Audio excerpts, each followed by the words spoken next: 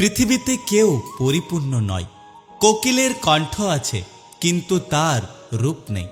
রূপ আছে ময়ূরের কিন্তু তার ইচ্ছে নেই।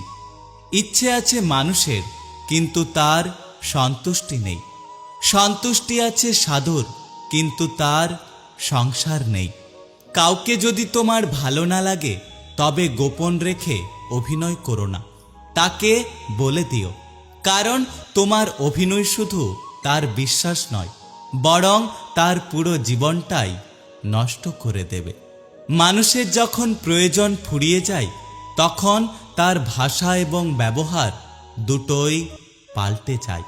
সম্মান হলো আয়নার মতো, তুমি অন্যকে যতটা দেবে ততটাই তুমি ফেরত পাবে। সময় ঠিক করবে কার সাথে তোমার দেখা হবে। হৃদয় বলবে কার সাথে তুমি জীবন কাটাতে চাও। আর ব্যবহার নির্ণয় করবে কে তোমার জীবনে থাকবে।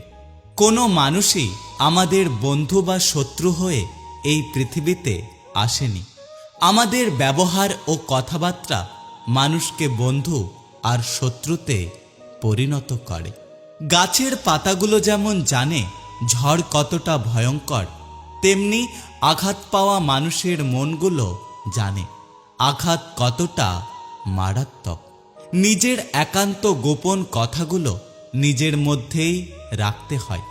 ভরসার হাতটা যতই বিশ্বস্ত হোক না কেন, স্বার্থের আঘাত লাগলে রূপ বদলাতে মানুষের বেশি সময় লাগে না।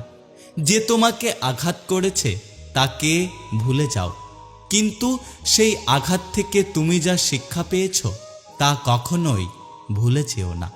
কিছু কিছু মানুষ আছে যারা অপরাধ না করেও অন্যের কাছে সবসময় দোষী হয়ে থাকে। ঈশ্বর এমন এক বিশ্বাস যাকে না দেখেও বিপদের সময় তাকেই প্রথমে মনে পড়ে। পৃথিবীতে মানুষই একমাত্র প্রাণী যে কাঁদতে কাঁদতে জন্মায়, অভিযোগ করতে করতে বাঁচে আর আফসোস করতে করতে মৃত্যুবরণ করে। কলম যতই দামি হোক না কেন, ভেতরে যদি কালি না থাকে তাহলে সেটা মূল্যহীন। তেমনি মানুষ যতই শিক্ষিত হোক না কেন, ভেতরে বিবেক না থাকলে তা মূল্যহীন। জীবন মোমবাতি নয়, তবুও নিভে যায়। মনটা আয়না নয়, তবুও ভেঙে যায়। স্বপ্নগুলো পাখি নয়, তবুও উড়ে যায়। মানুষ আবহাওয়া নয়, তবুও সময়ের সাথে সাথে বদলে যায়। বাস্তবতার মাঝে মানুষ যেটা হারিয়ে ফেলে সেটা হলো সময়। ক্লান্ত হলে মানুষ যেটা হারিয়ে ফেলে সেটা হলো শক্তি।